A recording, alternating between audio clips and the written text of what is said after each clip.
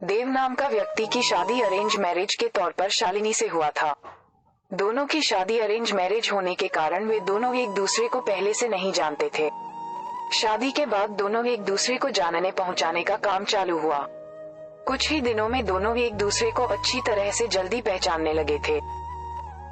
जब दोनों में अच्छी तरह से पहचान हुआ, दोनों एक दूसरे को समझने लगे थे, तो देव को लग रहा था कि उसे एक बेहतर ही पत्नी मिली है, क्योंकि उसे पूरी तरह से समझने के बाद उसे समझ में आ गया था कि लव मैरिज करना कोई जरूरी नहीं है, अरेंज मैरिज में भी अच्छी पत्नी मिल जाती है। दोनों की नई नई शादी हुई थी, इसी कारण से दोनों एक दूसरे को अच्छी तरह से समय देते थे। उसके बाद दोनों एक दूसरे के काम में हाथ बटाया करते थे। पति पत्नी दोनों में खूब ज्यादा प्यार होने लगा था। अब उसकी पत्नी भी देव को समझ गया था और उसे किसी भी प्रकार का कोई काम या किसी प्रकार की कोई सामान जरूरत पड़ने से पहले ही उसकी पत्नी उसे के सामने हाजिर कर देते थे। एक दिन देव अपने दोस्त को सूरज को अपने घर दावत पर बुलाया था।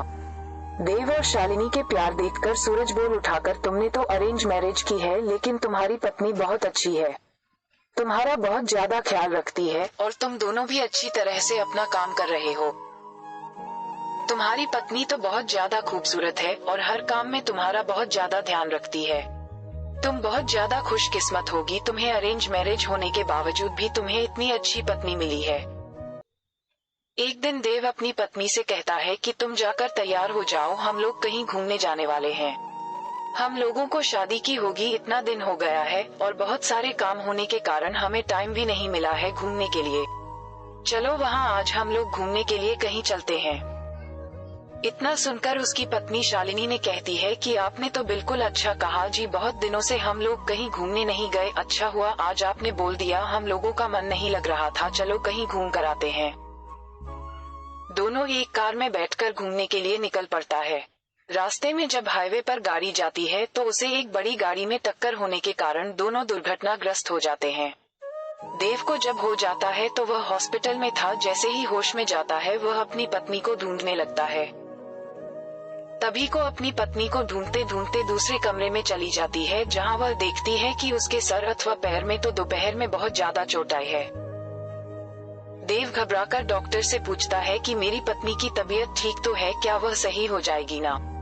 तभी डॉक्टर कहता है कि तुम्हारी पत्नी की पैर की नसों में ज्यादा खून निकलने के कारण पैर को काटना पड़ा है, वह नहीं चल सकती है। इतना सुनते ही शालिनी की आंखों में आंसू आ जाता है और कहता है कि मैं तो आपके ऊपर अब बोझ बन गया हूँ। बाद देव कहता है कि ऐसा कोई बात नहीं है, इतने दिनों से तुमने मेरा ख्याल रखा था, अब मेरा फर्ज बनता है कि मैं भी तुम्हारा ख्याल रखूंगा।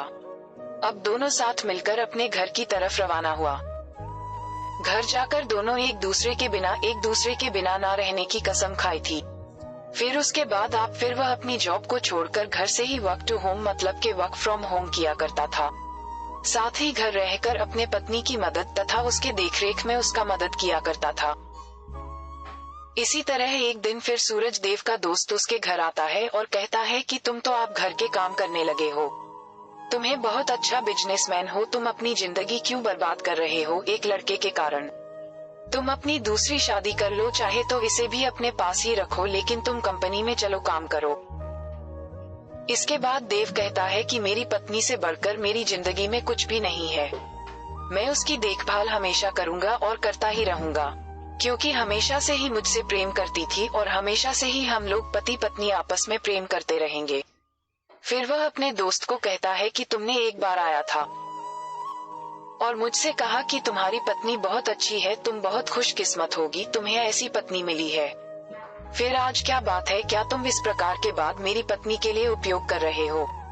आखिरकार जितना दिन उसने मेरी मदद की है, मेरा भी फर्ज बनता है कि मैं उसे जिंदगी भर मदद करता रहूंगा। इतना सुनते ही पीछे से उसकी पत्नी भगवान से प्रार्थना करती रहती है कि भगवान आपने मुझे इतना अच्छा पति दिया है कि मैं इसका शुक्रिया कैसे अदा करूंगी। और वह सदा के लिए एक दूसरे से प्रेम करते रहे और अपनी जिंदगी को आगे बनाते रहे। इसलिए मेरा मानना है कि पत्नी चाहे जैसे भी हो उसे कभी नहीं छोड़नी चाहिए, और पत्नी को कोई तकलीफ होती है तो उसका साथ देना चाहिए, ना कि उसके साथ छोड़ना चाहिए।